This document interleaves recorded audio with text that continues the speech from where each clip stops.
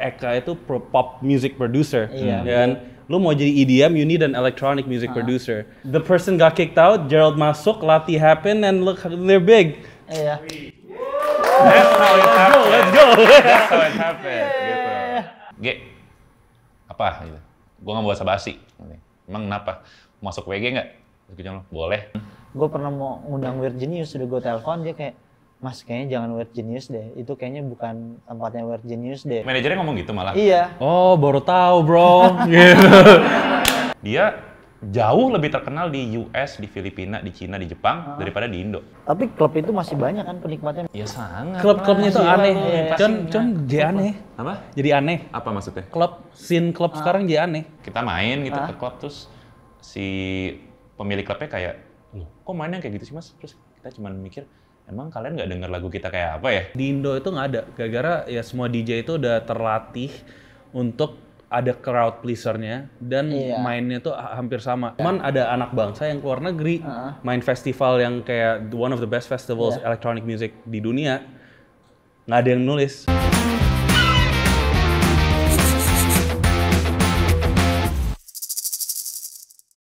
Intinya ada orang yang dikeluarin dari WG. Iya. Itu sebenarnya suggestion dari gua. Oke, just being honest, it's been years, okay? Oke. Gua dulu suka ngomong ke Arab sama Eka, man, WG's music's kind of, am I swear? Okay, yeah. WG music's kind of shit, just be honest gitu loh. Iya. Kurang oke. Yeah, and then I'm like, dude, gara-gara yang produce itu cuma satu orang, asli yang dua orang lagi itu cuma bisa give suggestion, nggak bisa gitu. Eka itu pop music producer, dan lu mau jadi EDM, you need an electronic music producer. And then ada apa blah blah blah, things happen, and then I'm like, bro, just kick this person out, put Gerald in, and then the person got kicked out, Gerald masuk, Lati happen, and look, they're big. Iya. That's how it happened. Let's go. That's how it happened. Gitu. Berarti dia nih. Jadi intinya teman-teman, koneksi itu penting. Iyalah. Koneksi harus. Orang dalam. Sebenarnya Ini gitu ya. bahkan bukan orang dalam nih, kayak kalau misalkan lu nonton film Narcos Meksiko nih, dia ada Conrado Sol nih namanya. Orang dalam. Oh, iya. Circle pertemanan kan Iya, inner betul. circle. Aduh. Iya kan? Kaget ceritanya gitu. Iya, oh berarti sih yang bawa, yang mensuggest Gerald untuk masuk ke. Terus orang yang udah di-kick itu sekarang ngapain? Masih nge-DJ? Masih nge-DJ? Nggak nyantet gue, nggak ada Dia dendam. Pokoknya berteman. Kita mengakhiri itu dengan baik juga, we ended on good terms gitu. Gue cuman kayak, ini nothing personal ya, gue bilang kalau lu ada unek-unek atau apa, jangan ke gue juga. Ke gue dong, artinya. Dia yang saja. Nggak, gue juga ngobrol sama orang yang udah di-kick. Gue juga ngomong ke dia, gue bilang dari awal posisi lu itu gara-gara lu nggak mau belajar produce, posisi lu itu replaceable banget. Iya. Gitu loh. Dan yang sebagai temennya Arab itu gue mau ngeliat WG itu go international, go big gitu loh. Jadi kayak I'm gonna find ways to help you out yang bisa nge-restructure your whole group that works aja gitu. Jadi ada pop side-nya kayak Lati, pop banget kan breaknya. Asli itu kan Eka. langsung itu karya pertama lu sama gue gitu. Dan itu enggak Lati bukan karya pertama gua. Nggak, maksudnya di WG yang Oh, di pas WG. lu tergabung di WG itu lagu Karya. bukan karya ya berarti ya. Like the first song you produced with WG. No, right? I produced one song in 2019. Gue Oke. join kan Oktober tuh. Oktober akhirnya tuh udah ada lagu. Karena yang kocaknya adalah ketika gue join nih, lo harus tau dulu nih, gue mau cerita ke siapa. Gue join nih, gue join tuh hari Sabtu atau Minggu gitu. Gue lagi ditelepon pas lagi festival. Gue lagi nonton festival apalah gitu. Arab nepon, cuman, apa gitu. Gue nggak bawa basa-basi. Emang kenapa? Masuk WG nggak? Terus gue bilang, boleh. Ya udah, ntar ketemu ya gitu. Ketemu.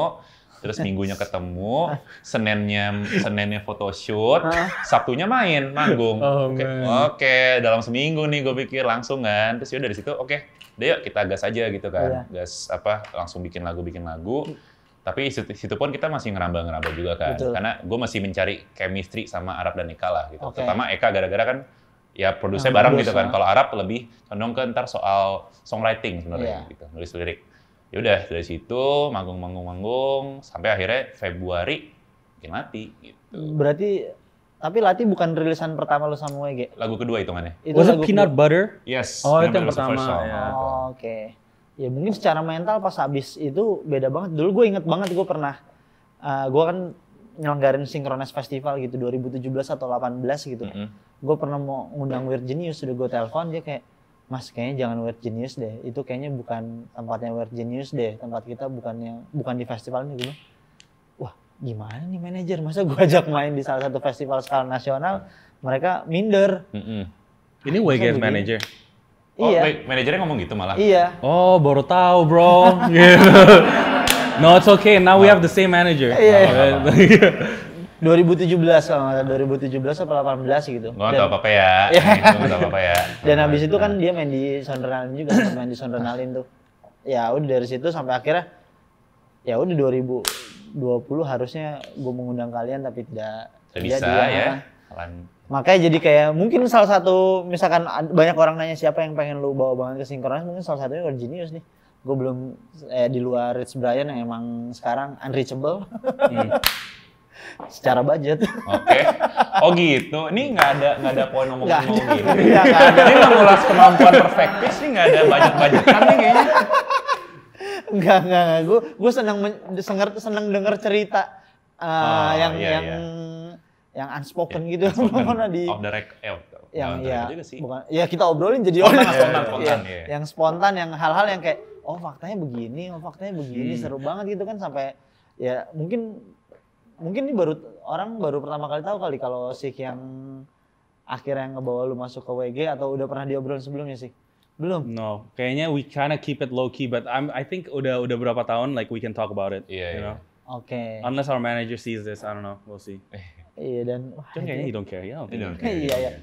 Nggak ada kok, ini kita cuek aja. Iya sih. Kita semua peace, love and gaul. Yeah, but everyone's cool with each other now. Iya. Iya. Dan ya semuanya kan di dalam satu komunitas, satu apa ya berarti ya, satu industri. Industri lah. Iya, satu industri. Skena sih. Skena. Skena. Itu tadi kata-kata yang paling pas gitu. Berarti tidak ada jawabannya ya, mau pasar global dulu atau pasar Indonesia dulu, terserah pelakunya ya. Tergantung. Tapi lebih mudah di mana dimasukin ya? Tergantung juga. Dimasukin ya? Enggak, bukan dimasukin ya. Bukan dimasukin, kurang enak ya.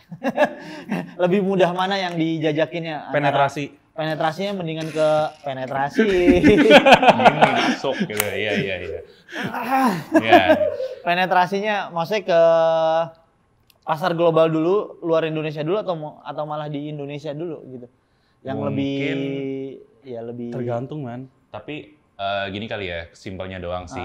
Kalau misalnya kita sebagai orang Indonesia kan pasti lebih gampang relate sama orang Indonesia yang lainnya dong. Ya kalau secara kasat mata mungkin lebih gampang masuk di pasar Indonesia gitu kan. Cuman memang ada beberapa kejadian di mana teman gue misalnya, tetangga gue, ada yang dia jauh lebih terkenal di US, di Filipina, di Cina, di Jepang daripada di Indo. Itu dia. Gitu. Dan itu tidak terdengar, mungkin bisa dibilang tidak terdengar sama sekali. Iya, karena kalau itu bahasanya bisa musik yang berbicara, anjay. Iya. Gitu. It depends on the music you make. Iya, karena kan sebenarnya elektronik musik di Indonesia sekarang chance-nya bisa dibilang nggak tinggi nggak sih? Mungkin Weird Genius kayak Weird salah Genius satu is the biggest yang spesial gitu. Yeah, right now. Yeah. Yang pencapaiannya bisa jauh banget gitu di industri musik Indonesia gitu. Tapi ngeliat industrinya gimana lu sekarang dengan elektronik musik di industri Indonesia sendiri? Lagi lu di uprising kan? Gini aja sih, gua tuh nggak sekolah musik gitu. Gue cuman les piano. Betul. Gue cuman les piano, dan gua tahu nih pas ada orang yang mungkin bahas kayak, lu sih punya perfect pitch atau apa gitu-gitu. Nggak ngaruh, sumpah. Nggak ngaruh. Itu cuma menurut gue yang ngebantu gue dari dulu cuman gara-gara satu, gue rajin ngulik. Rajin ngulik dari mana? Dari YouTube sama dari teman gue. Nanya-nanya sama, dulu gue emang punya grup line sama grup WhatsApp gunanya buat segala produser tuh ngumpul ngobrol gitu kan. Itu sama sisanya cuman kayak ya udah konsistennya gue bikin, mau gue publish mau gue nggak publish, tapi gue tetap bikin, dan gue lama-lama belajar kayak kurang ini ya udah bikin lagi yang lebih bagus kayak gitu aja gitu.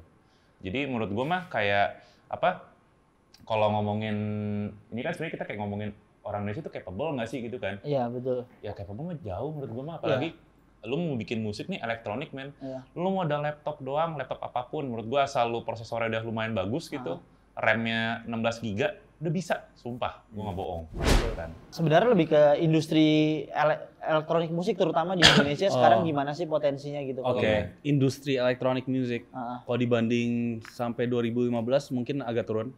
Ya kan, gara-gara trennya memang lagi nggak di sana. Cuman kan pasti cycling terus. Betul. Cuman kalau dibilang bentuk elektronik musik yang gimana nih? Kita include fangkot, include disco tanah, include gitu gak? Ya jadi ada dua Pak, soalnya ada yang ranah lokal banget nih, alias yang daerah, sama ada ranah yang mungkin lebih general kayak WG gitu.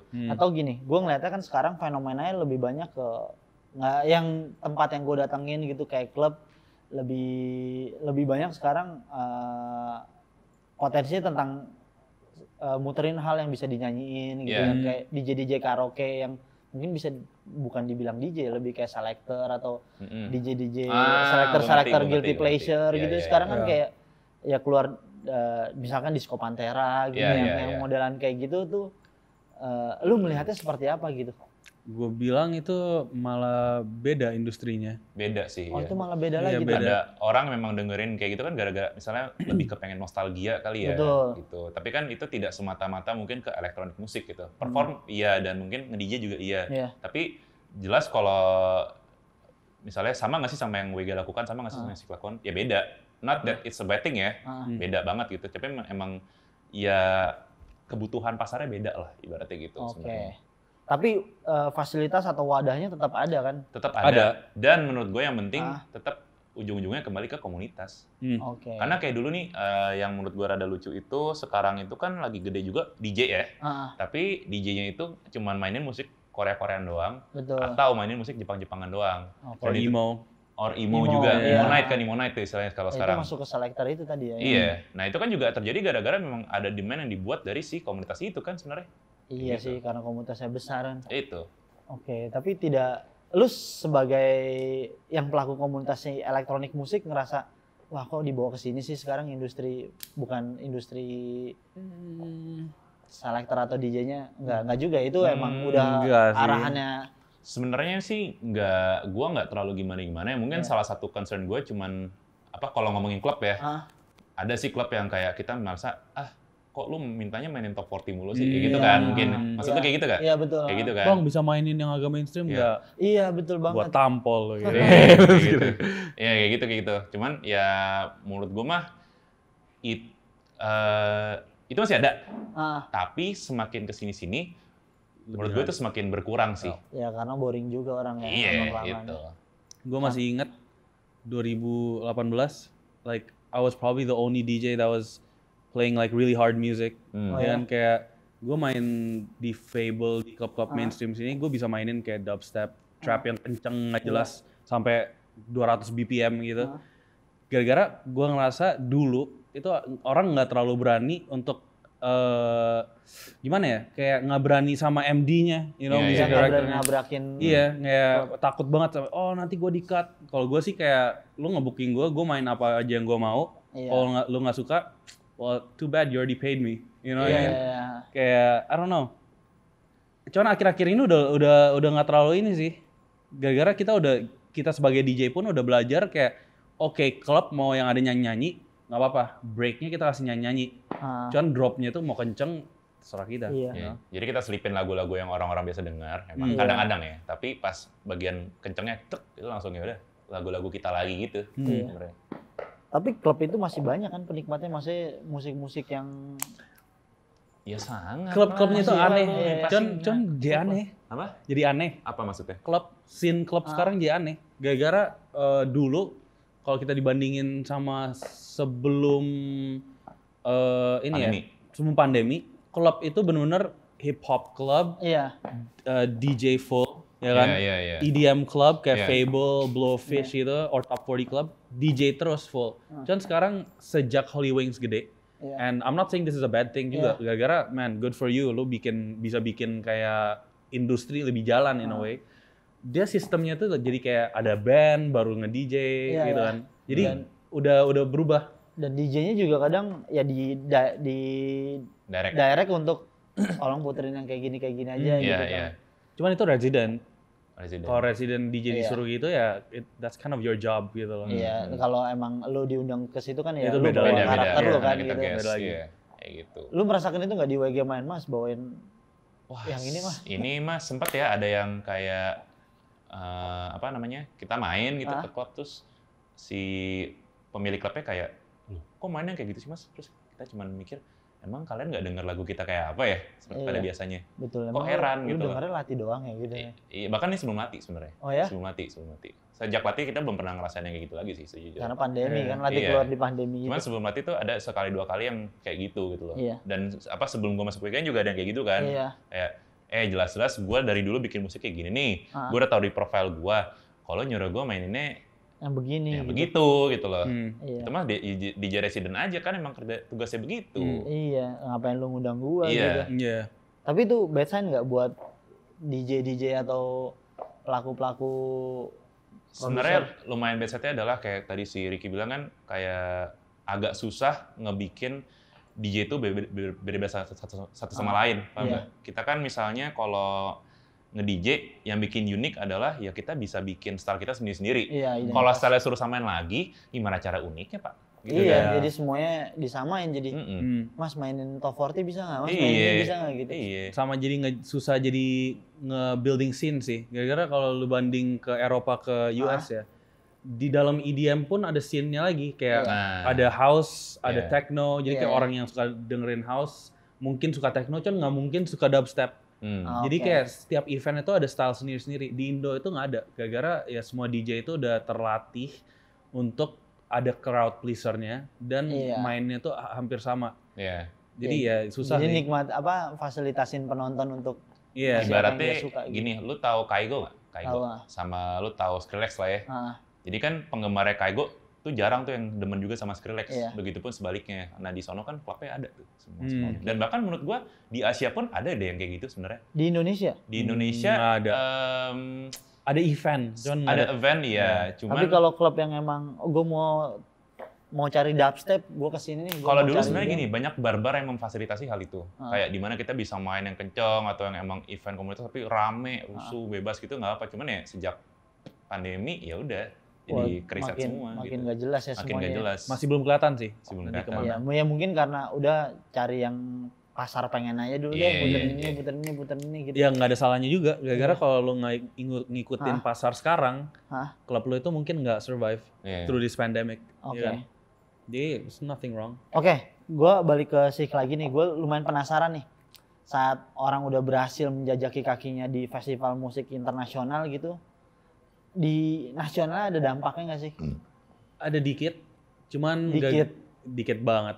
Kalau bagi gue sih dikit. Gara-gara lagu gue memang susah di ingest sama orang-orang sini. Kayak terlalu kenceng. Jadi mungkin waktu itu abis Tomorrowland memang gue dapet shows di sini lumayan lebih banyak. Cuman gue masih harus sesuaiin musik gue ke apa yang biasanya dimainin di klub di sini. Oke. Jadi cuman gue slip in yang kenceng-kenceng, endingnya kenceng gitu. Cuman ya dampaknya nggak terlalu gila-gila banget sih. Berarti yang dikejar emang personal lu aja, nama lu aja ya, bukan musik lu yang dikejar aja. Iya. Cuman kalau di luar, setelah gue main Tomorrowland, itu booking gue yang di luar negeri jadi tambah banyak, especially yang di sekitar Asia. Iya, karena profilnya naik kayak di Indonesia malah nggak berasa ya. Kayaknya media aja waktu nggak nulis tentang gue cuma paling 1 apa 2. Iya. Dan gue aja pun baru tahu hari ini. Iya. Kalau lu pernah main di sana dan lu ternyata produsernya Brian juga gitu, baru sorry ya sih nggak apa-apa kan? No, it's fine. itu yang gue selalu di Twitter man, yang gue paling sering kayak waktu Blue Claire aja ke EDC, gue komplain man kayak ini lo media-media yang kayak Instagram yang suka ngepost apa gitu kan, kayak lu pada bisa setiap hari ngepost tweetnya orang yang nggak jelas. Cuman ada anak bangsa yang keluar negeri main festival yang kayak one of the best festivals electronic music di dunia, nggak ada yang nulis. Itu baru setelah itu mungkin ada 1 apa 2, cuman kayak kurang coverage aja. Gue nggak tahu, kayak media tuh kadang-kadang ngerasanya kayak pilih kasih banget. Ya antara pilih kasih atau mereka bukan orang nggak tahu, gitu, orang mereka even nggak tahu, Atau mungkin memang bukan di prioritasnya mereka sih. Iya. Karena terutama kan kayak kalau yang gue lihat ya, kalau musik-musik DJ atau musik-musik klub kan dulunya banget kan dan gak lama juga lebih menggambarkan sesuatu yang tabu gitu kan. Dan ketika itu naik, ya orang-orang belum melihat ini is it actually relevant, is it actually important gitu. Atau mereka nggak tahu EDC itu apa. Iya. Ini cuman one of a kind festival kayak festival pada umumnya gitu. Iya. Itu sih. Ya edukasi itu emang nggak sampai ternyata ya. Emang jauh banget berarti. Iya. Tapi kalau di WG sendiri dengan pencapaian lu di tahun 2020 gitu, Ge, dampaknya besar nggak, Ge? Terlihat nggak dampaknya? Maksudnya kayak, Weird Genius bisa masuk ke pasar yang mass banget nih, yang apaan nih kita main di sini gitu. Dampaknya? Iya. Lagi nyicil rumah. Wih, mantep. Dari pulang dari Jogja ke sini naik bus. Sekarang nyicil rumah, bolak-balik Bajo, bolak-balik Bali. Iya. Dampaknya apa nih? Banyak soalnya mah. Nah, maksudnya dampak secara karir lah ya, dari Weird Genius, populer namanya. Atau gini deh, gue ubah pertanyaan gue kayak pas saat mungkin bisa dibilang salah satu yang pertama tampil di Times Square lah ya, di LD Times Square gitu kan viral tuh segala macam. Dari situ ada dampak signifikan nggak di karirnya Weird Genius gitu? Dampaknya ada mungkin tapi belum berasa. Soalnya kan kita masih pandemi, stuck di rumah semua gitu kan, belum bisa ngetur gitu ya. Jadi ya mungkin kalau dari online cukup berasa lah gitu. Daripada kayak wah ini akhirnya bisa nih orang Indonesia bikin gini gitu kan. Yang sebenarnya itu sesuatu yang pengen gua buktikan dari lama. Jadi gua bersyukur banget soal hal itu gitu kan. Tapi dari situ pun sejujurnya yang menurut gua menarik malah adalah kita nih berada di saat-saat yang lucu banget lah pokoknya, di mana kelakuan orang secara keseluruhan tuh lagi berubah. Terutama gara-gara awal pandemi kan. Kita lagunya naik pas awal pandemi. Orang-orang baru banget pada pakai TikTok gitu kan. Terus kita merasa tren orang dan cara orang dengerin lagu itu langsung jadi beda dari yang awalnya tuh mungkin lu ngedik dari Spotify nyari-nyari, nanya temen lu. Terus kayak kalau gue misalnya pribadi ngeliat SoundCloud gitu kan. Sekarang kita malah jadi lihat lagu TikTok viral nih. Cari lagunya lagu apa gitu lah. Yang seperti dari situ sih. Nah, terus yang lucu adalah ada beberapa orang yang mengira kita itu melakukannya kayak wah lu pasti strategik, bayar orang buat ini buat itu, pasti lo ada buzzer. Emang gue mau masuk caleg mau jadi pakai buzzer kan enggak gitu kan. Itu semua terjadi benar organik man. Gitu. Kita benar-benar kayak ya dapat overwhelming support-nya selama pandemi gitu. Iya makanya. Ya Lati itu soundtrack pandemi sih. Iya mungkin nih. Iya. Kita diculik nih selalu ada tantangan. Oke.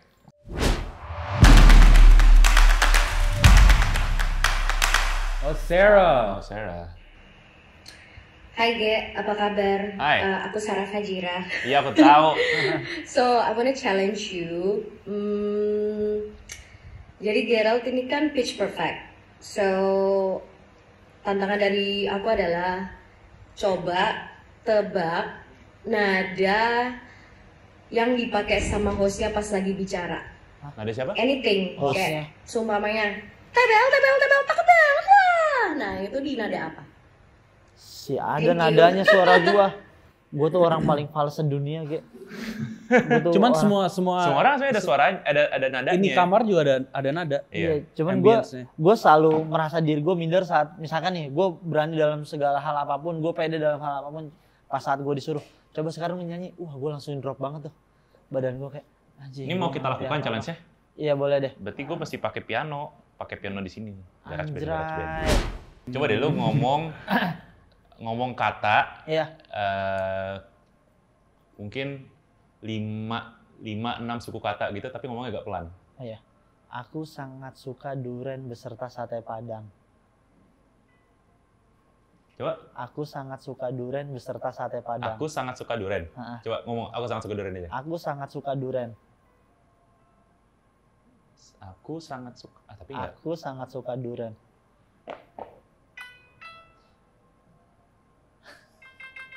Kayak gitu. Suara gue aja jadi kayak gitu. Kayak gitu. Iya, aku sangat suka duren gitu. Ya. Challenge-nya udahlah Sarah. Gitu aja deh. Nggak usah challenge lagi. Pokoknya gitu. tunggu aja di konten-konten gue. Iya, tapi gue salah satu orang yang follow lu gara-gara aktivitas lu yang bukan hal musik sih kayak. Gue follow lu tuh gara-gara itu tuh yang lu abis datang ke AMI apa kalau nggak salah yang di kantong lu tuh ada ini gede. Iya, yang ada HP gede terus lu ngeresponnya kayak unpredictable aja menurut gua, ngeresponnya kayak wah anjing gitu. Anjing. Follow nih. Oke, terima kasih Gerald, terima kasih sih waktunya udah datang ke sini gitu. Wah, kita sampai jumpa di pertunjukan-pertunjukan offline ya nanti ya. Abis lebaran harusnya semua bisa berjalan dengan normal kembali ya. Really? Ya harusnya sih. Let's hope so. Ya, kita coba ya karena kita masih punya satu permasalahan si Omicron ini. Oh iya. Itu udahlah. Decepticon. Nanti ada abis Omicron Decepticon bisa juga. Truk-truk di tojor langsung berubah gitu, itu kan lebih bikin gak macet ya. Oke, sekali lagi terima kasih Gerald sih udah datang ke Culik. Jangan lupa untuk subscribe aja deh, komen atau like terserah lu gitu. Tonton terus episode yang lain. Sekali lagi gue informasikan, tonton semua episodenya, jangan bikin Ahmad Dhani menjadi episode yang paling banyak ditonton di sini karena saya tidak rela untuk itu ya. Sampai jumpa di Culik episode berikutnya. Bye.